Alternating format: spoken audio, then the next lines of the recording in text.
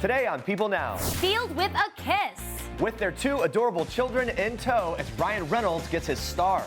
Look who's singing Mariah's catchy Christmas song in James Corden's car. She's like, Derek, like, this is important to me. And she was like, okay, Julianne. Derek and Julianne fight? Never! Well, we got the scoop from the dancing duo. Emma Stone's new movie drops. Oh no, Will! Well, I hope that was planned. Plus, Are Kate Beckinsale and Michael Sheen the best exes ever? Wait until you see what they did.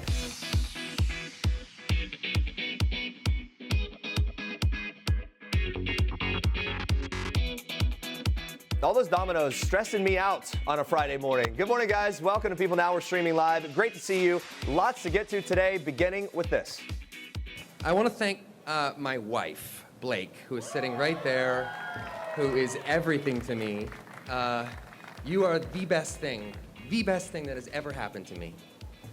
Second only to this star on the Hollywood Walk of Fame. You make everything better. I mean, absolutely everything in my life better. You've given us two of the most incredible children that I could ever hope to have. You've made me the father of my dreams when I thought I only had fun uncle potential.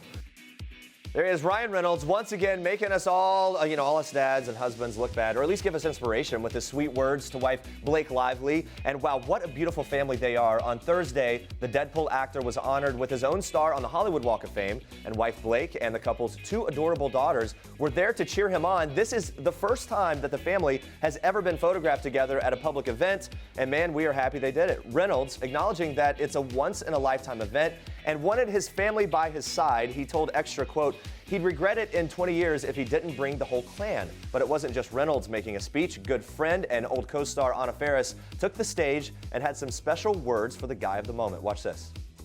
I'm going to refrain from doing my hilarious stand-up routine today and speak candidly about what I love and adore about Ryan and why he is so deserving of this honor. I'm not going to even tell the story of how I accidentally flicked his balls during the scene in Just Friends. I'm very sorry about that still. But Blake, if you're ever mad, there's a good way to get back at him. I discovered. Very serious, very somber tone there. Gotta love Anna Faris. Oh my goodness, so funny and so great that she's supporting Ryan on his big day. And during Ryan's speech, the actor also thanked his family, his mom, his brothers, and he even opened up about his relationship with his late father. Watch this. I want to thank my mom, Tammy, who's here, you have four boys that each and every one of them would give their last drop of blood for you. And I think that speaks less to the character of your boys and more to the character within you. And you have a son that has worked in show business for over 2 decades, and I've never been in jail or rehab. And I think we both know why that is. So I'm very good at hiding things. And the last thing I'll say before I get off this stage is a tricky one, about my dad. And he's no longer with us. He never made things easy on anyone, especially himself. But he would have got a real kick out of this. So this is also for him. Well put. So happy for Ryan. Very well deserved. And moving on to this. Lamar Odom, the former NBA player and ex-husband of Khloe Kardashian, is opening up in his first sit-down interview since his hospitalization for a drug overdose with one of the hosts of The Doctors, Dr. Travis Stork. Odom filmed the interview before checking himself into a 30-day rehab program. After his discharge, he will also film a follow-up interview with the show that will air in January. Talking about the interview, Dr. Travis Stork said, there's one goal right now. The one goal is for Lamar to get through his recovery. When he is done, when he is out of rehab, we'll have him back on the show. We're going to talk to him about how rehab was because that's all that matters right now. Odom is also planning on filming a reality show about his road to recovery, and a source tells People that he is doing extraordinarily well in rehab, saying it's a substance abuse program, but he was not abusing drugs when he went in. He is clean. He wants to stay clear and focused. With his divorce from Khloe being finalized and the holidays coming up, he doesn't want to slip up. He's trying to take care of himself. He really wants to be better. Lamar Odom's episode of The Doctors airs today. Check your local listings for time and channel. Well, guys, I mean, it's really just kind of not fair. Look at this. The Huff siblings even make bad dancing look good. Andrea, I'm really not sure what we were doing. I feel like I looked like a galloping horse going out. So who knows what we were doing? What we do know is that Julianne and Derek Huff announced their new tour this week. They're taking dancing to a whole new level with their Move Beyond tour. We got all the details. Watch. You know, it's Move Beyond because it's beyond anything we've done before. We're raising the bar. We're pushing ourselves. You know, it's exciting. We love to perform live. We love to connect with the audience, and there's nothing like it. Yeah, we went out in 2014 with our first one, 2015 with our second, and both were like sold out, and it was amazing. It was like rock concert for dance. It was sort of like the first like real big dance show that we put out there, and so now, you know, we took a year off. We were doing Hairspray and Grease. And now we're like, you know what? We almost feel like, you know, when artists drop a new album and it's like, oh, it's like really new, and they've like reinvented themselves, and you know, it's like it's nothing like that. Literally nothing, but in your minds it is, and that's all. No, I think so. Yeah, it's kind of how we feel. It's like a more mature artistic approach, and we're excited. How do you think you're going to raise the stakes for this one? Just, you know what? It's gonna be new production, we just choreography. Yeah, like, everything's gonna be brand new. But I think part of how you do that is because what you've done before, you're like, okay, well, how do we do it differently? And by that mindset, you push yourself more, and you come up with different ideas, different concepts. All right, now, if you're envious of Julianne and Derek's super close relationship, don't worry, we are too. So we had to ask if there was something, anything at all, that the two actually fight about. Well, we actually got them to reveal what their pet peeves are about each other. Watch this. I'm living with Julianne right now. Yeah. Because I'm building a house at the moment, which is great, but it's taking a lot longer than I expected. Okay. Oh, wow. The guess that will never leave. Yeah, it's one of those mistake, Julie. But you know, it's funny because I'm staying in this little room, and the closet's kind of like, you know, it's clustered. It's all like, I'm saying is I stayed with him while my house was being built, and he got the better end of the deal. I'm just saying. Like, I do. She's a better house guest than you. No. Yeah, well, yeah.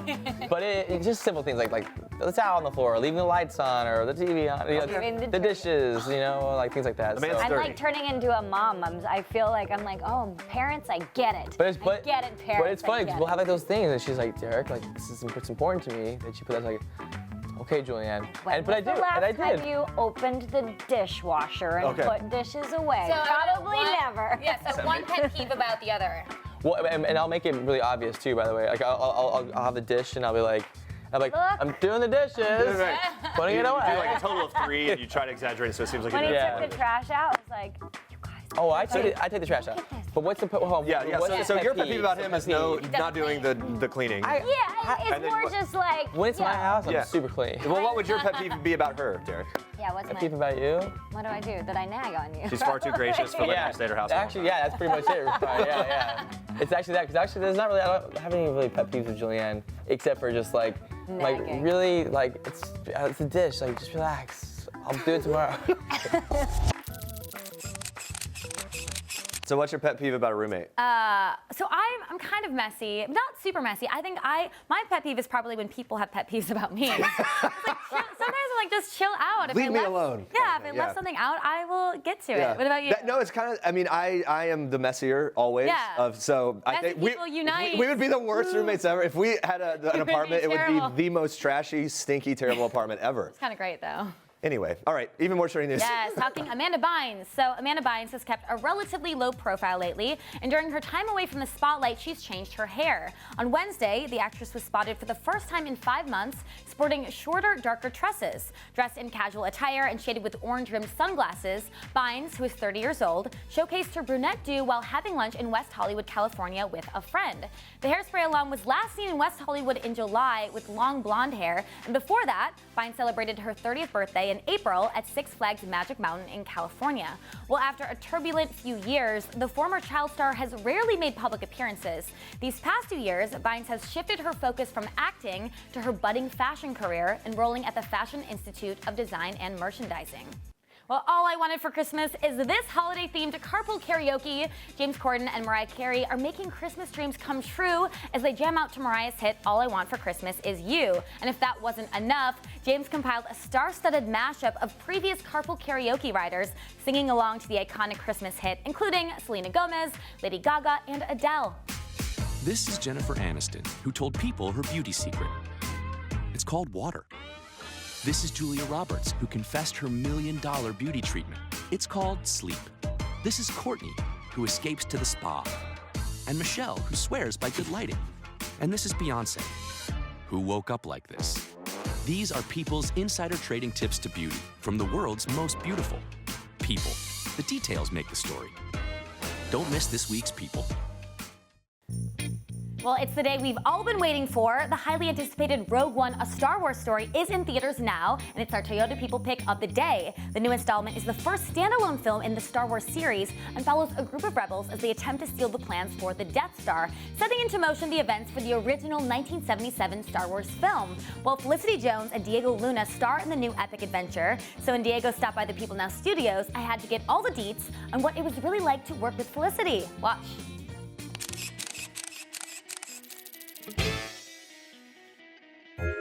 She's great. I like her work, and I like the way she approaches her work. She's very committed. She doesn't stop. She's questioning things all the time. It's a lot of fun because I've never been in a set like this in my life, of this immensity, like this feeling of like, oh my God, everywhere, and everything is built and works. And there was moments where you go like, oh my God, this is all here for us to do it right, and the pressure was a lot. And she helped me.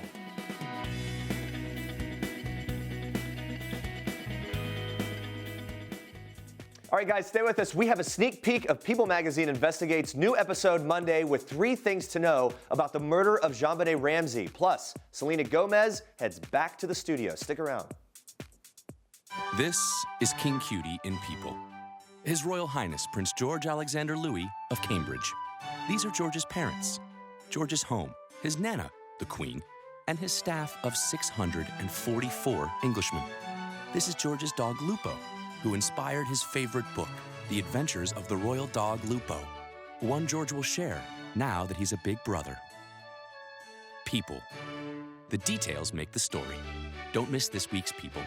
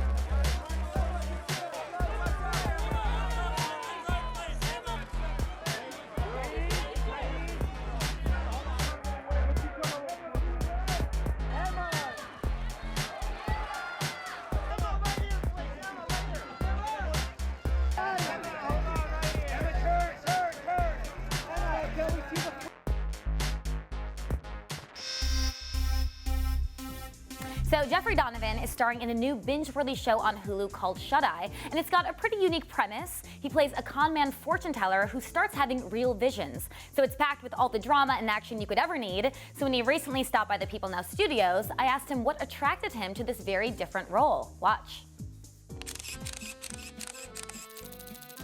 Such a crazy gypsy world I had never really seen on television or in movies. And it's funny, when I started doing research, I couldn't find really anything about this world. So that was the most enticing thing, that we hadn't seen it on television. And there's 400 scripted shows right now. I mean, which one do you pick? Yeah. So I wanted to pick something that was unique, that maybe drew an audience in and said, oh, I've never heard of gypsy tarot card readings and how it's kind of manipulated by a mafia. I want to check that out. Well, with your research, what was the most shocking thing you did learn about this world of psychics and everything? How gullible, very well-educated, wealthy people are. Yes. I thought it was going to be about the poor and unemployed saying, please change my life. But really, it was white-collar business people who are going to these psychics saying, I feel hollow in my work. Will you give me something to kind of believe in? And they give them the $15, and then they give them the $100, and then $250,000 later, these people are bankrupt. And that was the big surprise. Well, it's that time again. The stars are on the move, and we're following them in today's edition of Star Treks. So imagine intense sculptures, intricate designs, and even Christmas trees made entirely of dominoes. That's right, 17-year-old artist Lily Hevesh spent 5 hours at London's Corinthia Hotel on Wednesday afternoon building her most festive domino creation yet, a Christmas tree. Well, Lily, whose work is heavily featured in the new movie Collateral Beauty, said she had so much fun working with the A-list cast on set. Take a look at this. I was there for 2 weeks doing the dominoes with 2 other domino builders, and we had to do a bunch of different, like, really creative setups, and Will knocked it down, and we rebuilt it and did a couple takes, and it was really fun. So cool. And of course, the Collateral Beauty cast had to get in on the fun, taking a little break from the red carpet to join Lily at the Corinthia. But it wouldn't be a true domino experience if someone didn't knock them all down. All right, 3, 2, 1, push.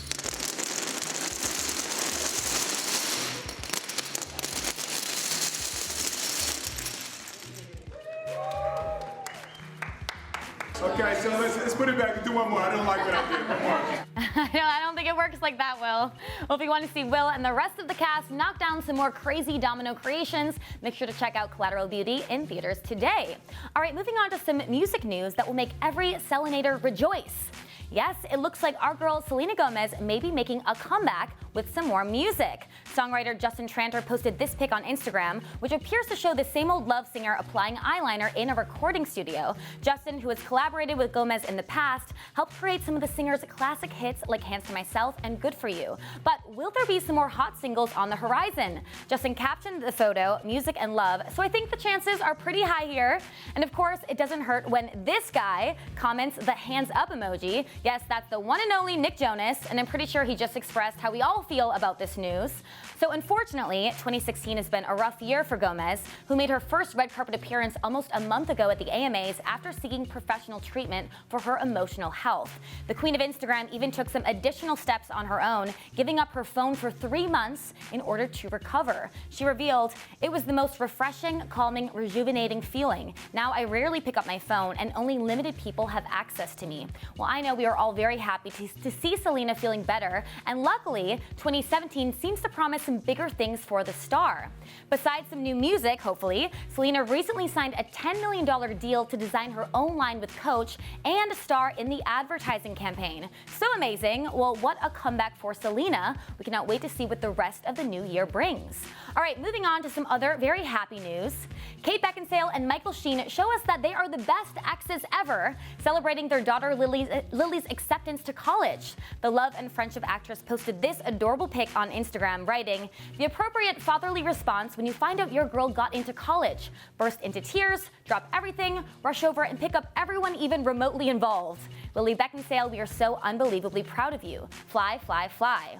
Well, Kate and Michael dated from 1995 to 2003, welcoming Lily in January of 1999. But the former couple still seems to be very cordial. Kate even loves Michael's current girlfriend, Sarah Silverman. The actress said back in May, "I love her. I love her. I love her. I'm so glad Michael found her so I don't have to spend the rest of my life looking for her." Yes, I am loving all of that love. We are very happy for the Beckinsale-Sheen family, and congratulations to Lily for the college acceptance. You go, girl.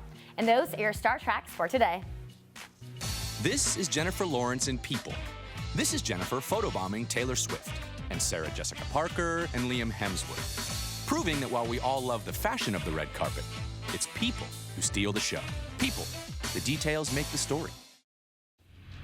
Guys, it has been almost exactly 20 years since the murder of 6-year-old JonBenet Ramsey, and the next episode of People Magazine Investigates is giving viewers the untold truth about the case.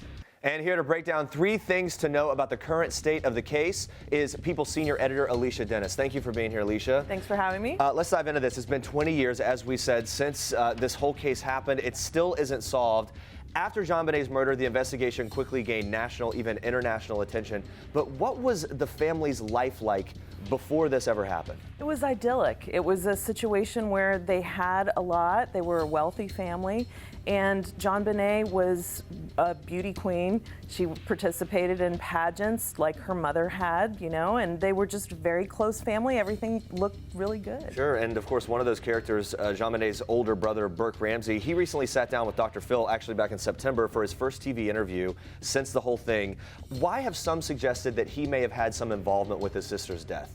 I think because this case has been so complicated and unsolved, a lot of investigators pointed to people within the house and felt like it had to be somebody who was in the house. And so now we fast forward. What's the state of those accusations today? Well, no one in the family has been charged with anything, and as a matter of fact, no one's been charged with anything. Okay. And so, you know, Burke insists that he has nothing to do with JonBenet's murder. So much mystery surrounding this. Just a couple days ago, the news broke that the Boulder Police Department is considering using new DNA testing on the JonBenet case.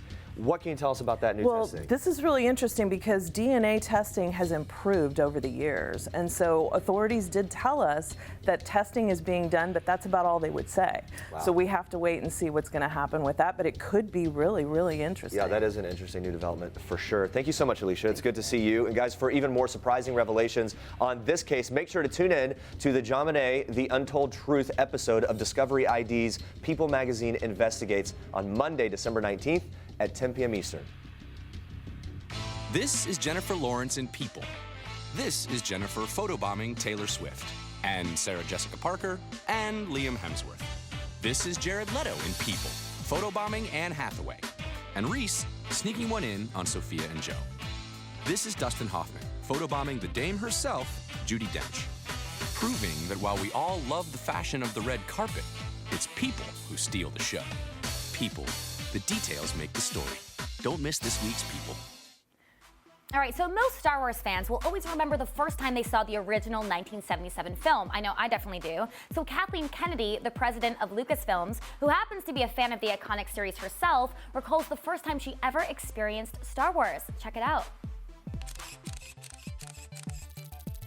I was in college, so I was studying film and wanting to be a filmmaker and stepping into a theater and seeing this movie for the first time. I was like many other people in the world who walked out and said, oh my God, what was that? There was an assumption being made for quite a while that girls didn't care about Star Wars, or that girls weren't identifying with characters like Luke Skywalker or Han Solo. They were only identifying with Princess Leia or characters in other movies along those lines. And I think, you know, it's not just Star Wars that's making this change. I think culturally, and I want to believe that there is real movement and momentum beginning to happen where those kind of lines are being blurred, and people are recognizing in the creative community that little girls and little boys, for that matter, are crossing over into identifying with lots of different characters and lots of different stories. And we, as filmmakers, should not be the ones providing those boundaries.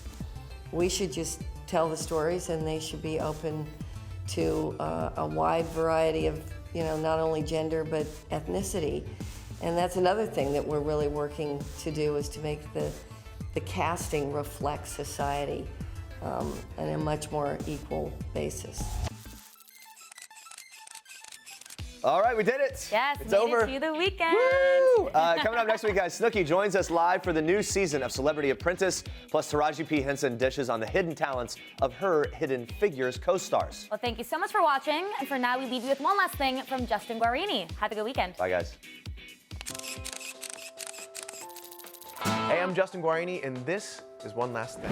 The last show I binge-watched was Luke Cage on Netflix. I love it. The last time I laughed so hard I cried was when I watched over again The Birdcage. Oh my God, it's one of the funniest movies ever. The last song I had stuck in my head was actually a song from the musical I'm in Transit, but because it's a cappella, it wasn't the melody that was stuck in my head, it was one of the backup parts that was stuck in my head. So I just walked around all day going, do, do, do, do, do, do, do, do, do.